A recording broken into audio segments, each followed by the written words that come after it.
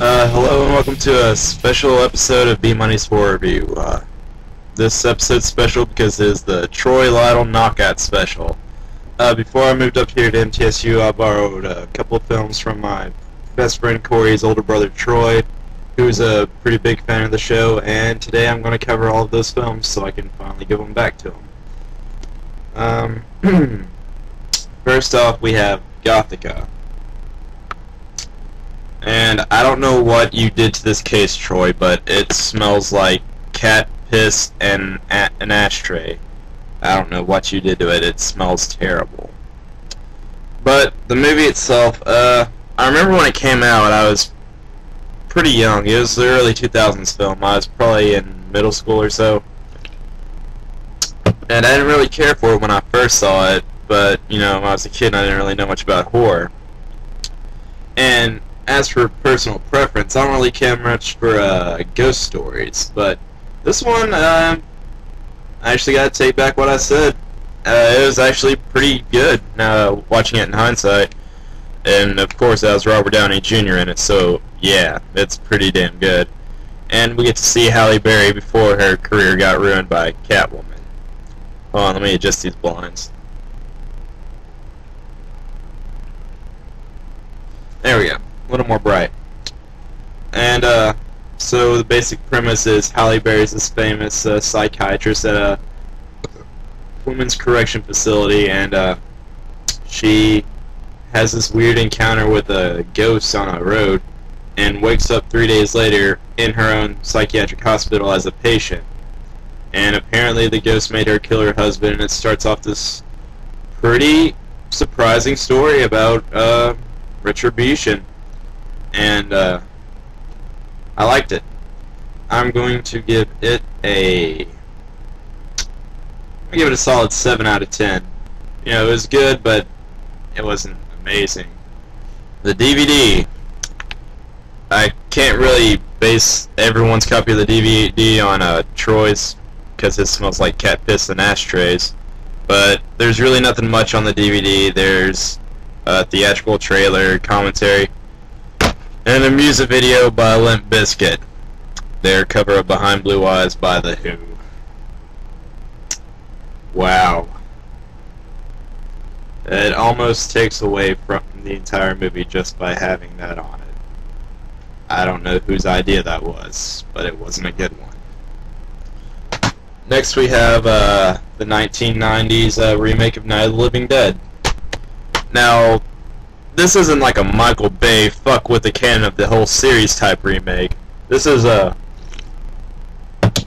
very respectfully made one, and it's Tom Salvini, and if you don't know who Tom Salvini is, then you really have no business watching a horror review show. Tom Salvini is like the makeup guy for any major horror movie. He is, you know, he got famous doing the Friday the 13th series, and he's just done so much for the whole genre. Anyway, this is him pretty much taking Romero's old Night of the Living Dead from the 60s and updating it with modern effects. And it is very good. It follows the story almost exactly like the original.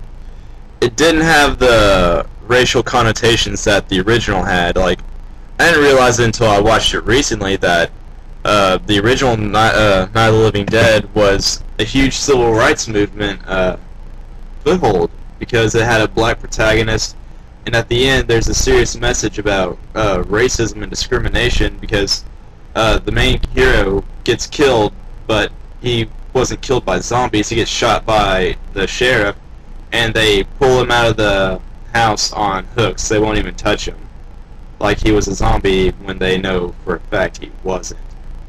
And it's just beautifully done. But that's not in the remake, which kind of bothers me, but not enough to not enjoy this movie. Let me get a better shot of the casing there. So, yeah, I like this remake. It was very well done. I mean, of course, Salvini is a master at makeup and special effects, and he actually produced this. And, it's really essential for every horror fan. I need to buy my own copy of it. Next we have Orphan. Now, I had seen this before I borrowed it from Troy, but I needed a hard copy for the review because I thought it was a pretty good movie. Now, everyone's pretty much heard the plot. It's a little Russian girl gets adopted by an American family. You know, weird stuff starts happening, and turns out she's got a secret. And my favorite part of the entire movie is whenever you first start to see her acting a little dark. The son of the family shoots a bird with a BB gun, and he's real tore up about it and upset. You know, I didn't mean to kill it, that sort of thing. And she comes out, and her Russian accent kind of slips back in, and she's just like, "Finish him off, kill the bird, don't be a pussy." She doesn't say that verbatim, but that's pretty much what she says, and that part of the movie it cracked me up. Oh, I forgot to rate the Night of the Living Dead movie. 8. Special features. There aren't any. 8. Orphan. I'm going to give a 7.5. I don't really see any extra features on here either.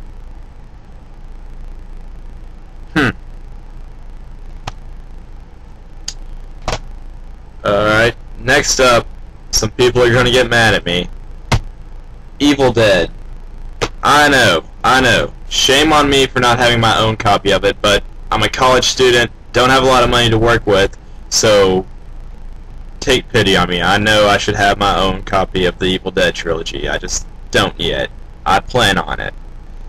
Anyway, there's not a lot to be said about this movie that hasn't already been said by other critics, and here's my kind of problem with reviewing popular horror movies is I basically started this series to introduce my friends to good movies, but so I kind of stayed away from like mainstream horror films because most people have already seen them and have their own opinions, so why do they want mine?